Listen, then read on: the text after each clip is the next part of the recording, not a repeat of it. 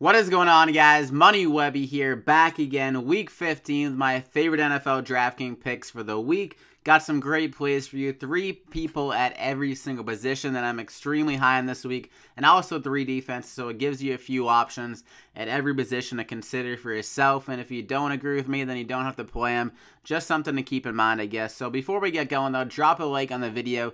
If you could do that for me, I'd greatly appreciate it. It really helps out these videos and my channel in general. So let's try to shoot for over 100 likes again. That's the normal what I go for. So thank you for that. And also subscribe if you haven't already. I do these videos every single week for NFL DraftKings. I normally wait till around Friday or Saturday so we get a better sense of who is playing and who isn't playing, all that stuff with the injury reports, because that opens up a lot of values, and with the matchups can open up some better matchups, like say for instance like one of the best cornerbacks on the team is out. Obviously, that helps out the matchup for the wide receiver. So I want to have everything considered when I make these videos. So I got everything down to the point, down to the little nitty gritty here, everything you consider. So let's start off with quarterback, as we normally do. So Tom Brady at the top, 7,600.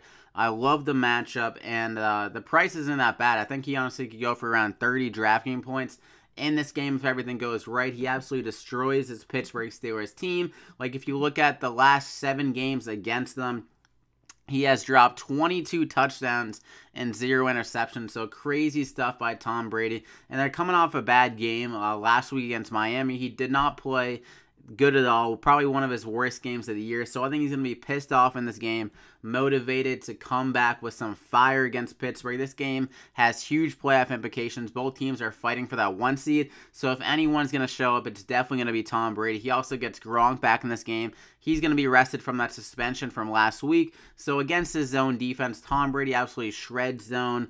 Chris Hogan is back as well. So he has all of his weapons back to really go after this Pittsburgh team that's also down one of their best zone coverage guys in Ryan Shazier with that spine injury. So Tom Brady, great play at 7,600, has huge upside, and that should be a very high scoring game. So another game now with the quarterback that I absolutely love. This Green Bay-Charlotte game should be another one of the highest scoring games of the week. So Cam Newton is the quarterback I'm going to target here at 6,400. I've mentioned this before. He has that floor with the rushing, like the last couple of games.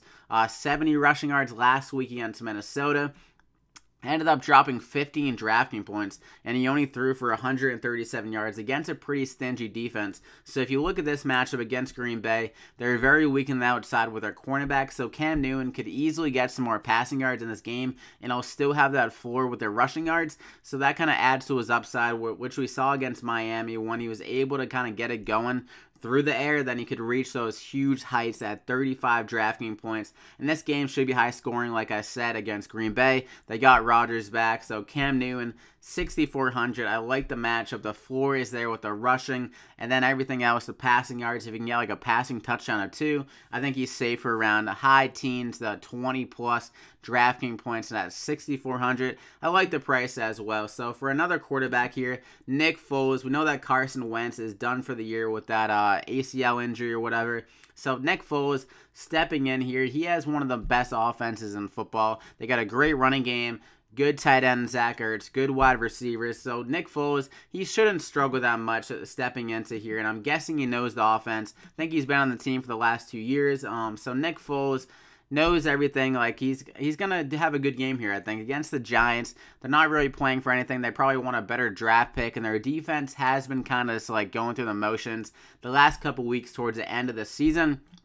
So at 5,500, with all the opportunity that Nick Foles has in this game, with the weapons, like I was saying, I think he honestly could throw for 2 or 3 touchdowns in this game. And at 5,500, the salary is pretty good. Like, we saw Wentz like priced around 7,000 per game the last few weeks because how well he was playing. I mean, I know Nick Foles isn't the same player as Carson Wentz, but I don't think he's that bad of a quarterback. And like I said, the weapons are great. He can easily get it done. Like, if he just throws, like, if he's just throwing these, like, dink and dunk plays, and the player is just taking it for a touchdown, like, it doesn't matter if Nick Foles is throwing it, or me, like, the players are gonna get it done for Nick Foles. The scheme is great. 5,500 against the Giants. I love it as a value guy. So those are the 3 quarterbacks I'm looking at. Nick Foles there against the Giants. They're ranked 28th against quarterbacks as well. Didn't even realize it was that bad, but I like that play. And also the Giants offense will probably be struggling against the Eagles defense. So Nick Foles should have the ball a lot. A ton of touchdown opportunities in that game. Like I said, we got Cam Newton at 6,400 and Tom Brady at the top at 7,600. So that is it for quarterbacks. So let's move on to running back now. So at running back, we're going to go with another high salary guy, Le'Veon Bell at 9,300, going against the Patriots. I mentioned this to Tom Brady, a great game here to target. A lot of points, currently the highest over-under of the slate. We've at 53 points. So Le'Veon Bell here, I think he is the best matchup out of any Pittsburgh Steeler offensive player in this game. So Le'Veon Bell against the Patriots. It's kind of known that the Patriots linebackers aren't very good in coverage. We saw that with Kareem Hunt week 1. And also they got Dante Hightower done for the year with an injury. And Kyle Van Noy, their second best linebacker, is going to be out of this game. So Le'Veon Bell is going against some lesser than great linebackers in this game. So I think he can have another huge receiving game, similar to what he did against Green Bay, like 12 for 88, where he got 29 DraftKings points, or like against Baltimore, he went 9 for 77 in the receiving game, and he's been trending up with the DraftKings points. The touches have been great for DraftKings scoring in the PPR, where he's getting around like 20 carries and then getting around like 10 catches or so. So great for PPR, a very high floor and very high ceiling where he can get the touchdowns in this high scoring game. So Le'Veon Bell, definitely roll him out there against the Patriots in a high scoring game. And for my second guy, we're going to go with KENYAN Drake. We saw him put in work against the same Patriots defense last week, and honestly he has a better matchup here against the Bills, rushing the ball wise. Like the Bills run defense has been very bad, especially after they got rid of Marcel Darius and shipped him over to Jacksonville. He was their best defensive tackle by far. So KENYAN Drake against a very bad rushing defense, I think he can get it done here in this game. He's looked very good the last couple of games against the Patriots and Denver, and he's been getting the touches, like 26 touches against Denver and 30 against the Patriots. And this game should stay close as well against Buffalo, so they should always be on the field, getting the rushing attempts and getting the receiving work as well. And also their second-string running back, Damian Williams, is going to be out of this game, so that means some more snaps for KENYAN Drake and also some more possible touches. I mean, he got 30 last week. It's not really possible for him to get much more, but he's going to be on the field a lot, so he really doesn't have that downside of anyone like vulturing his touches or his touchdowns. So great matchup here against the Bills. Going to be on the field a lot. I love the play. 26 and 27 DraftKings points the last 2 games. I think he'll get over 20 DraftKings points yet again in this good matchup against the Bills. And another running back that really burst on the scene this year is going to be Alex Collins at 5,000 against Cleveland. He has a positive game script, most likely against the Browns, who haven't won a game this year.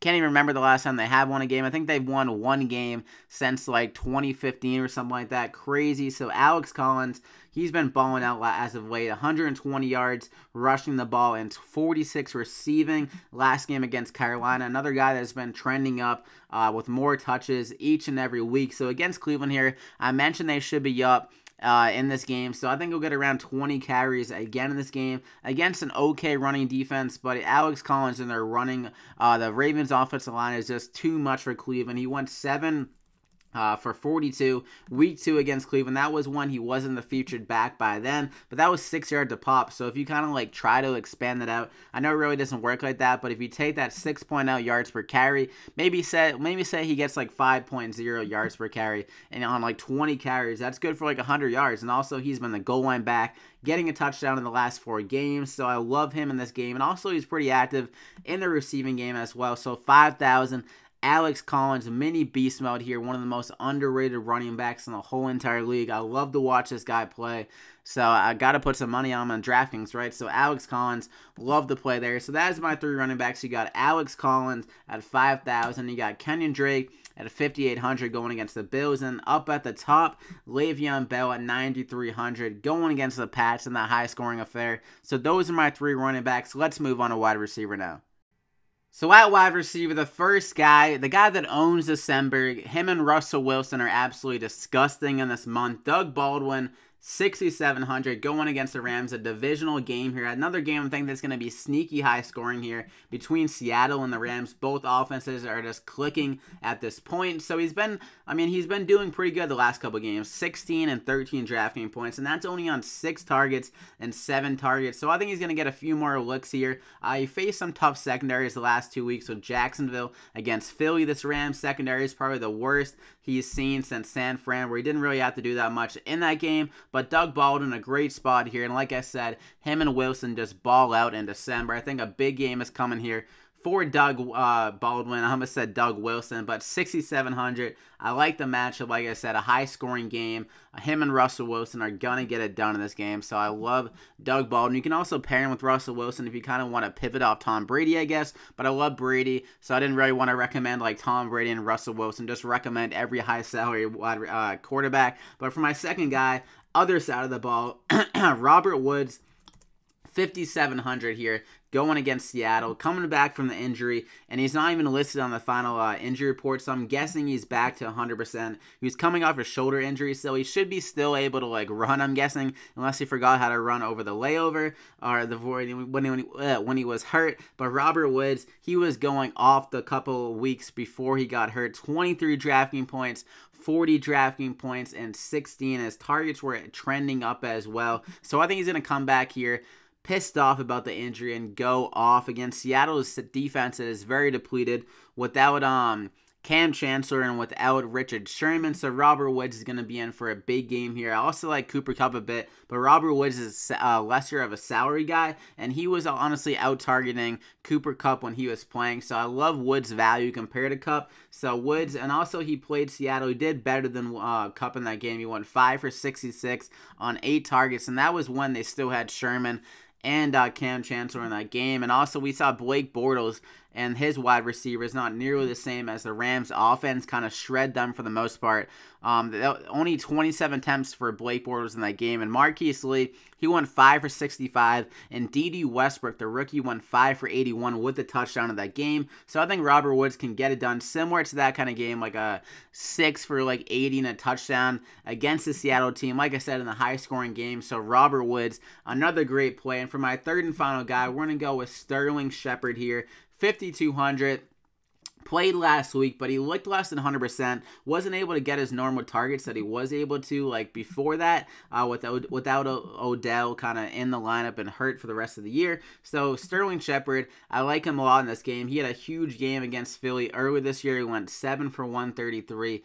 In that game with the touchdown on 10 targets, and that was when they had Odell Beckham. So obviously the way to attack this Philly defense is kind of in the middle of that field with those slot wide receivers. So I think Sterling Shepard is going to have another big week here, kind of back to 100%. Wasn't listed on the injury report, similar to Robert Woods. So another guy to really target here that hasn't really been able to go off since week 10. I think this is the game where he gets it done at 5,200. So Sterling Shepard, another great play with a ton of opportunity. They should be working from behind in that game. So those are my 3 wide receivers. You got Doug Baldwin. I also love Josh Gordon there, but didn't want to recommend him as well. So like I said, Doug Baldwin. Then we got Robert Woods and Sterling Shepard, kind of some in-between middle-tier guys. And then you got Doug Baldwin, kind of the upper middle tier. So those are the wide receivers I'm looking at. They all have kind of that safe floor and some potential to really go off in their matchups. So let's move on to tight end now. So at tight end, we're going to go with another high salary guy, Rob Gronkowski at the top at 7,300, going against the Steelers. This guy has absolutely ruined the Steelers, along with Tom Brady, so a great pairing there. And I honestly hope that people get scared of Rob Gronkowski when they see the first rank against Pittsburgh. But like I was saying, Ryan Shazier is out. He kind of manhandled that middle of the field for the Steelers defense. So with him out, I think Gronk could have a huge week here against Pittsburgh in that zone defense. And also he's coming off that suspension, like I mentioned, so nice and rested up to be pissed off and have a huge game. And he was trending up as well, 25 and 26 DraftKings points the last 2 weeks before that suspension. So 7,300, a pissed off Patriots team. Think Gronk is going to have a huge week here, similar to what he did against the Bills, like an 8 for 100 and like a touchdown or something like that. He's still the go-to guy in the red zone as long as he doesn't get like doubled or triple teamed down there. So Rob Gronkowski, a great play there against the Steelers. And for some cheaper guys, honestly, tight end's kind of like a wasteland. So if you don't go Gronk, I'm trying to really pay down a tight end, maybe take like a chance on some guys that are a little bit more risky at a cheap option. So Vernon Davis, I mean, he's not extremely cheap, but $3,900 for a guy that is on the field all the time. He gets a ton of snaps, and he's just on the field, so he should be getting solid targets. He got 7 targets last game, 2 for 26 with a touchdown. That was pretty good to see. 10 DraftKings points. He hasn't had that huge game in a while. I think it could be coming here against Arizona. You got Patrick Peterson on that defense, so he can kind of lock down Josh Doxson on that one side. So Vernon Davis could see a few more targets here. They really need to get this offense going. Vernon Davis, he did look good when I watched him earlier this year, so I think he can bounce back here, get some more yards, and maybe get another touchdown in this game against Arizona at $3,900. I mean, his salary is all the way up to like high 5,000s without Jordan Reed, so that kind of shows the sense of what people think of his upside. He has big upside without Jordan Reed just because he's on the field so much. Like most tight ends aren't on the field that much. They kind of like split work and stuff like that, so they're not on the field to get all those targets, possible targets, whatever. Like what I look at is on Pro Football Focus, they have like snaps and routes, so it's the amount of times that a tight end is on the field where they're running a route. And Vernon Davis, he always is at the top of the list. So that is something to consider. Like his opportunity is going to be there this week against Arizona. He just needs to capitalize on the opportunity. And with Patrick Peterson out there kind of taking out a wide receiver, I think Vernon Davis can definitely get it done and have that upside in this game. So $3,900. And for my third and final guy, we're going to go with Charles Clay at $3,000. Going against Miami, his old team. He had huge games against them in the past since he's been on the Bills. I think he won like 10 for 100 last year against them towards the end of the year. So I can see another big game here. He hasn't got it done really since he's came back from the injury, except against Kansas City. But the last 2 games, you can't really take it for that much. Against the Patriots, Tyrod Taylor was playing hurt in that game. And Patriots, they just have a pretty good secondary for the most part. So Charles Clay, he did struggle in that game. And then against the Colts, that game was in that blizzard last week, and they only threw the ball like 5 times or something like that. Don't know the exact number, but Charles Clay, obviously a bad game for him there in the snow. This game should not have any snow, and Miami struggles a ton at covering tight ends. So I think Charles Clay can have that big game here, and he was the go-to guy in the beginning of the year. If you do forget, like 5 for 112 against Atlanta, 6 for 39 in the touchdown. So he's having some big games at the beginning of the year. So I think he can get back to that in this game. Tyrod Taylor is probably a favorite target on this offense against a team that struggles against tight ends. So I love Charles Clay. So those are the 3 tight ends. You got Gronk at the top, Vernon Davis, and Charles Clay. So some plays at every single kind of tier there. So that is it for tight end. Let's move on to defense now. So with my first defense, I'm going to go with the team that got a tough break last week with their quarterback going down. The Eagles at 3,600 going against the Giants. I think they're going to come out firing at all cylinders this week against the Giants. They struggled a lot last week against the Rams, so they're going to come off a little bit pissed off here, try to play for their quarterback in this game. And against the Giants, their offensive line isn't great. Eli Manning can definitely force some balls. They possibly get a turnover or 2 in this game and get some sacks. So Eagles can get it done in a couple of different ways here. They've had huge games this year, like 22 against Dallas, 20 against San Fran. So they're definitely capable of having a huge game here. I like the price at $3,600 as well. The Eagles should be working from ahead, meaning the Giants will have to pass the ball more, forcing those kind of turnovers. And that's where you got to target kind of teams that should be up and have the other team kind of throwing the ball so you can get those possible picks, possible sacks, also possible fumbles of the quarterback and that kind of stuff. So the Eagles, good spot there. And for my second team, we're going to go with the Minnesota Vikings going against the Bengals, another team with a bad offensive line. Not many weapons on this Bengals team. They do have A.J. Green and Xavier Rhodes, their best cornerback for the Vikings, should be back this week to really lock down A.J. Green. A great matchup against A.J. So $3,500, another team that is very good defensively, can get some sacks, can force some turnovers on Andy Dalton. Andy Dalton kind of sucks outside of Cincinnati, so I love the Vikings in this game. Another team that can definitely have huge upside there. Eagles and Vikings honestly could both go for like 20 DraftKings points.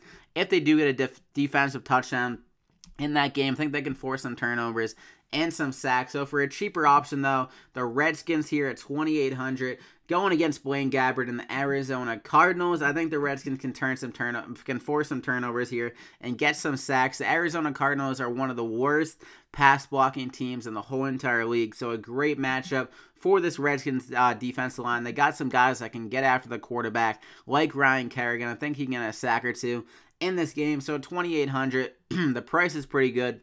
I think the Redskins defense is a bit underrated. They still got Josh Norman and some guys that can ball on their defense, so I like the matchup here.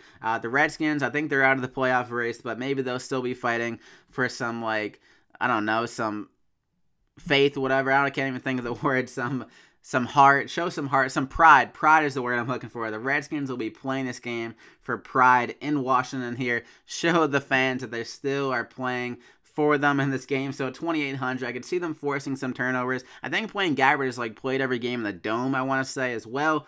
So let's see outside the Dome. Let's see if he feels comfortable.